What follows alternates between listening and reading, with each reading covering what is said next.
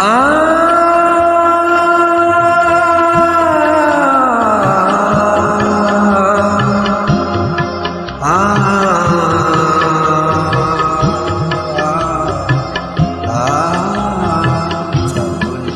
কেউ আমাকে পাগল বলে,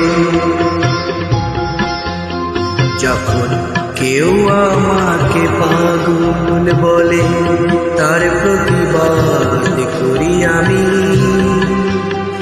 যখন তুমি আমায় পাগল বলো, তুমি আমায় পাগল